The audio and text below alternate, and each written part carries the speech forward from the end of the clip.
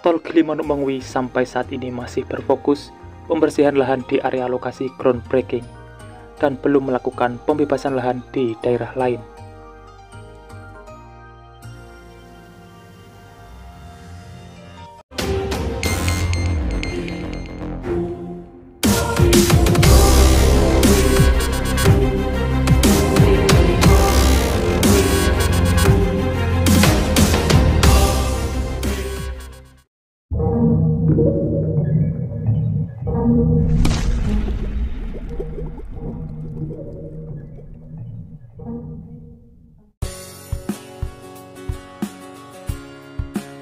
Assalamualaikum semuanya.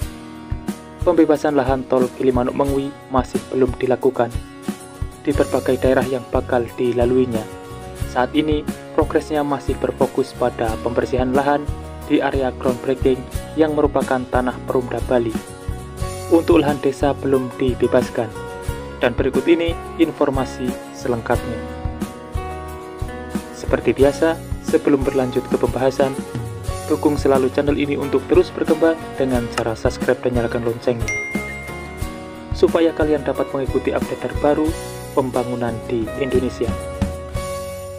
3 banjar adat yang berlokasi di Desa Pakutatan dan Desa Pangeraguan, Jembrana terancam tergusur akibat pembangunan tol Gilimanuk Mengwi. Warga banjar tersebut hingga kini belum menggelar pertemuan membahas hal tersebut, karena masih menunggu info selanjutnya dari Jero Pendesa Pakutatan mengenai hal ini. Gubernur Bali Wayan Koster melakukan groundbreaking proyek tol Gilimanuk Mengwi pada September lalu. Jalan bebas hambatan itu bakal dibangun melalui 3 kabupaten, 13 kecamatan, dan 58 desa. Proyek tol tersebut diperkirakan menelan anggaran hingga 24 triliun.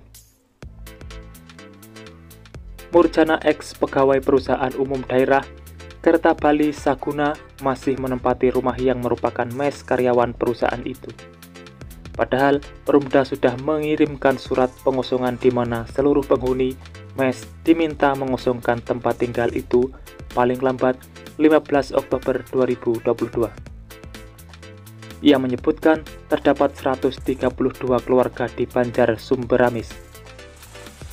Ada 2 pura yang diempon oleh penduduk di lokasi itu, yaitu Pura Kawitan dan Pura Taman. Selain itu, terdapat 1 musola di Banjar.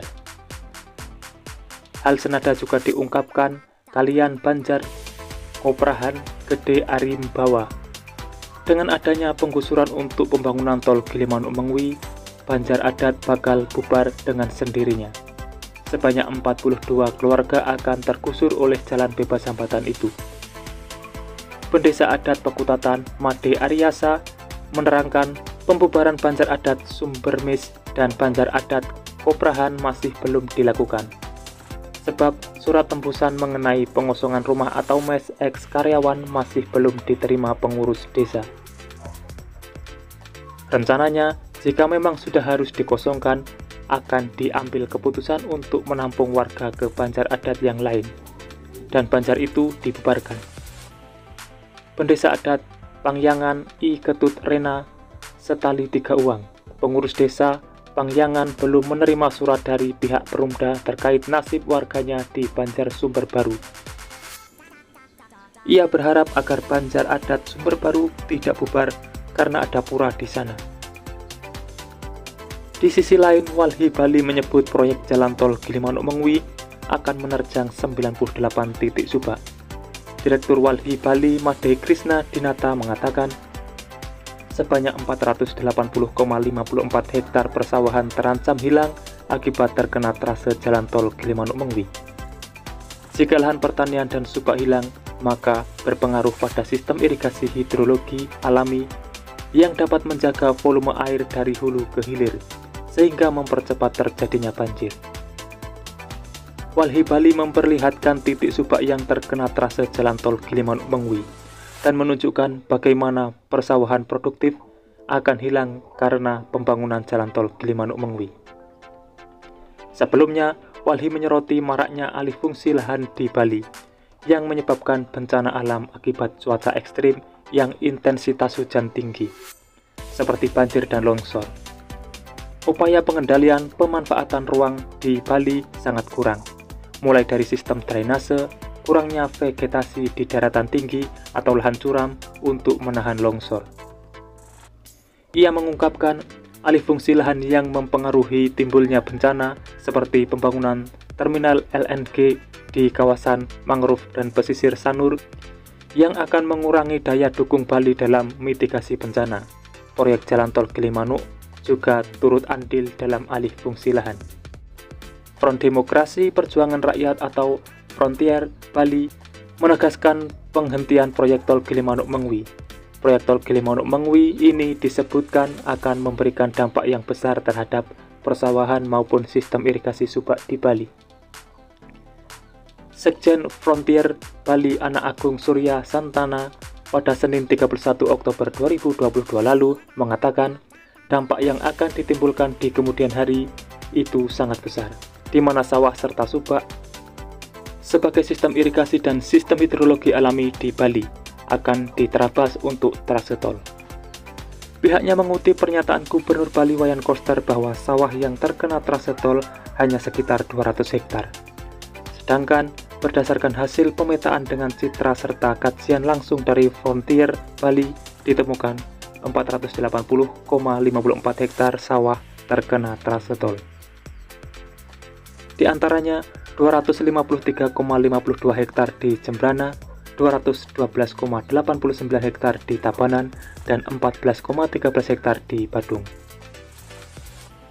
Sebenarnya saya tidak mau membahas mengenai hal ini, tetapi sepertinya akan menjadi kegaduhan sosial di masyarakat kalau tidak diluruskan. Yang setuju menjadi tidak setuju, dan yang kurang paham malah bisa jadi terjerumuskan pada ketidakpahamannya. Efek positif maupun negatif memang akan terjadi di setiap pembangunan, tapi setidaknya masyarakat harus diberi pemahaman mengenai hal-hal itu. Dari kabar ini, jika tol Gilimanuk Mengwi dituding sebagai penyebab terjadinya bencana, itu kurang tepat. Tanpa menyalahkan berbagai pihak, menurut saya tol Gilimanuk Mengwi baru dilakukan pembersihan lahan di area groundbreaking itu saja.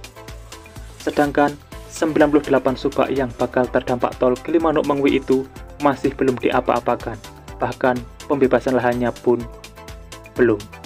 Jika bencana yang belakangan ini terjadi dibilang akibat tol Gilimanuk Mengwi, itu salah. Kita bisa menyalahkan suatu proyek tol sebagai penyebab terjadinya bencana bila mana tol tersebut sudah dibangun lebih dari 50% dan sudah terlihat dampaknya. Sedangkan ini tol belum juga dibebaskan lahannya, sudah dituding sebagai penyebab bencana. Dan mengenai jalur irigasi air, kebanyakan jalan tol dibangun paling awal adalah jalur irigasi air dan terowongan-terowongan. Yang mana setelah itu jadi, barulah badan jalan tol yang dibangun. Jadi jika ada yang bilang jalan tol akan memutus jalur irigasi air, bisa dibilang itu alasan kurang tepat.